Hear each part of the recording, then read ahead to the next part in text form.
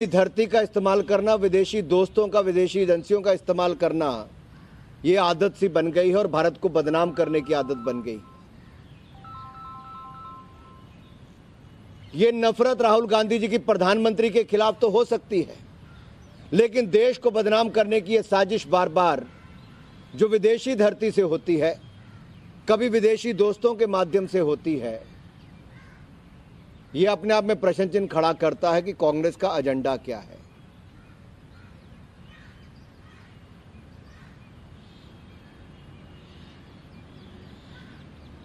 क्या संवैधानिक संस्थाओं में भी कांग्रेस का विश्वास खत्म हो गया है? क्या भारत के लोकतंत्र पर बार बार प्रश्न चिन्ह खड़ा करने का काम ये कांग्रेस करती रहेगी? आज एक बार फिर चुनावों में तो सुपड़ा साफ हुआ ही, दिवालियापन और भी नजर आया जब विदेशी धरती पर जाकर भारत को बदनाम करने का कोई कसर नहीं छोड़ी।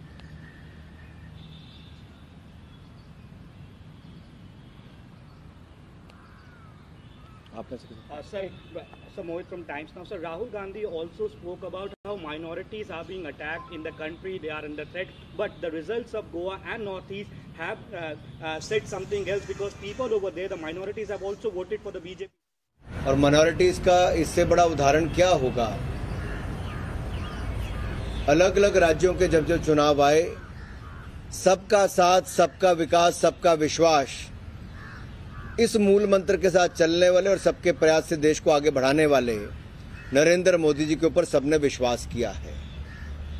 जाति, धर्म, संप्रदाय और क्षेत्र के नाम पर कांग्रेस बांटती चली आई है, बांटो और राज करो, इस मानसिकता के साथ काम किया, उससे देश बाहर निकल चुका है। मोदी जी ने कहा है गुलामी की मानसिकता को छोड़ना है, गुलामी की मानसिकता से बाहर निकलना है।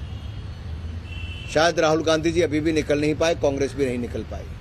राहुल गांधी ने ये भी कहा है कि मोदी जो है वो देश के आर्किटेक्चर को खराब कर रहे हैं, अपने विचारों को इंडिया पर थोप रहे हैं। देश के लोगों ने जो प्यार नरेंद्र मोदी जी को दिया है, 1984 के बाद 2014 में और 2019 में पूर्ण बहुमत अगर किसी व्यक्ति और किसी पार्टी को मिला है तो नरेंद्र मोदी जी के नेतृत्व में एनडीए को मिला है।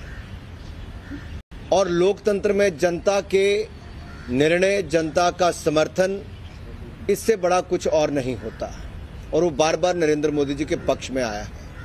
सर, एक और चीज उन्होंने कहा कि भारत में वो है बेरोजगारी, भारत में उतने रोजगार के अवसर नहीं पैदा किए जा रहे हैं जितना यहाँ के युवाओं को जो है। आंकड़े बार बार बोलते हैं।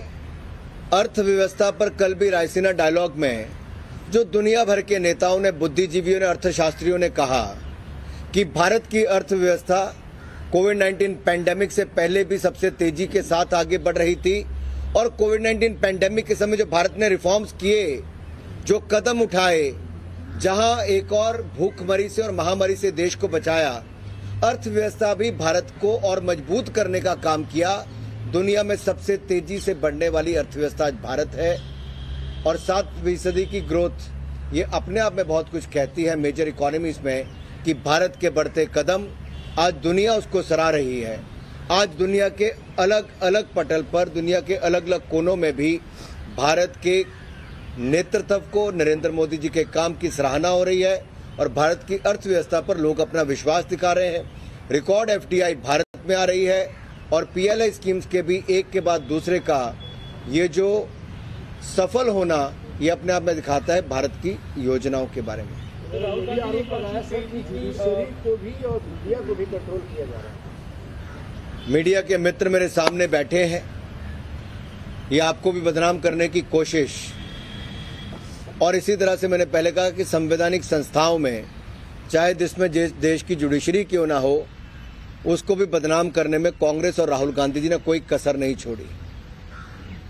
इलेक्शन कमीशन हो, जुडिशरी हो, इन पे बार बार प्रहार करना एक आम आदत बन गई है, और बाद में माफी मांग के विदेश यात्रा पर जाना ये राहुल गांधी जी की पुरानी आदत है। देश में उनको सुनने के लिए कोई तैयार नहीं, और विदेश में जाकर जहर उगलने का काम, लोकतंत्र को बदनाम करने का काम और भारत को बदनाम करने का काम राहुल गांधी जी कभी नहीं छोड़ते हैं।